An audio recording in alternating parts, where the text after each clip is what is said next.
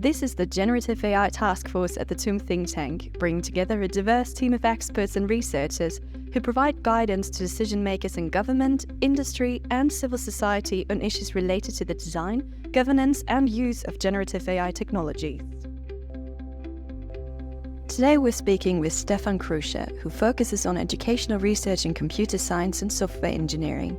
He conducts research at the intersection of educational technologies, software engineering and human-computer interaction, and explores robotics and machine learning. He developed the open-source learning and research platform Artemis, which is used in many courses at TUM to enhance the learning experience. With the help of automation and artificial intelligence, it reduces the workload for lecturers and creates free space for personal interactions. So thank you for being on the podcast, Stephan. It's really nice to have you here. And we're just going to start with the first question being where you see the greatest potential or use case of generative AI in your field. Yeah, I think AI can revolutionize education. We can, for example, use it to answer questions of students immediately and to create feedback for students immediately.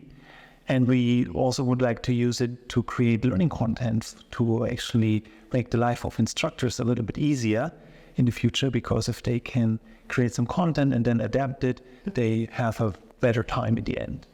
And in my research group, we currently integrate generative AI into our learning platform Artemis. And as an example, we will soon deploy a chatbot called Iris into the system so that all TUM students can use it in the future to ask questions about programming exercises and their own progress if they don't understand anything. Wow, what a time to be a student. And do you see any prominent challenges with generative AI in your field there? For us, the most prominent challenge is the integration of AI in a way that we preserve data privacy. Right now, the large LLMs like GPT-4 run in the cloud, and you cannot run them in your own data infrastructure. So at the moment, students have to confirm that they are aware of this. But in the future, we would like to use open source models to run them in our own data infrastructure. However, those open source models currently have not the same quality as the large language models like GPT.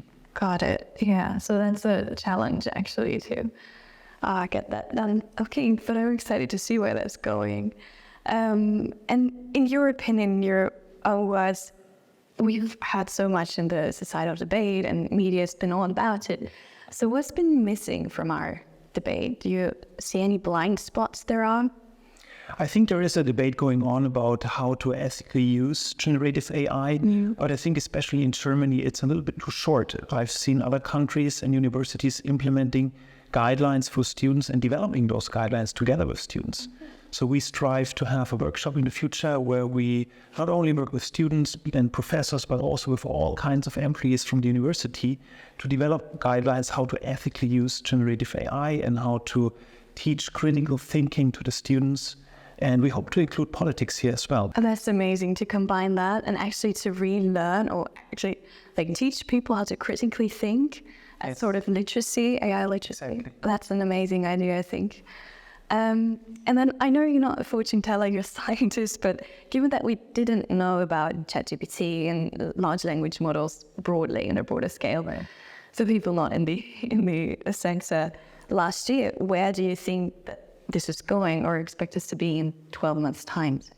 So currently, I think the hype is a little bit going down. The media is not talking too much about large language models at the moment. And I think we've reached a couple kind of curve at the moment, kind of peak.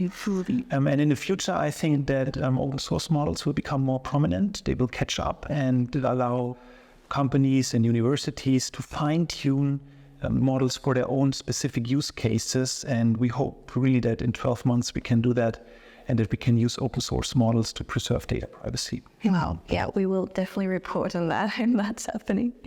And last question before we let you go is how do you yourself use large language models or Gen AI? I personally use ChatGPT to generate texts that I can then adapt, review, and use further on. I also use DeepL to translate between German and English or to actually verify that my English sentence is correct because, as a German native, you make certain mistakes. And last but not least, I also use Grammarly, for example, to fine-tune my texts and to make sure that they find the right tone in it. Nice. Me too, actually. No, but thank you for being on the podcast. Thank you for taking that time to share your thoughts and your experience with us. And we're very excited to see where that is going. And we'll make sure to report on it. Yeah, thanks for having me. Thanks. Thank you for listening. If you have questions, challenges, or use cases that you want to bring to the task force, write us at toomthinktank@hfp.toom.de.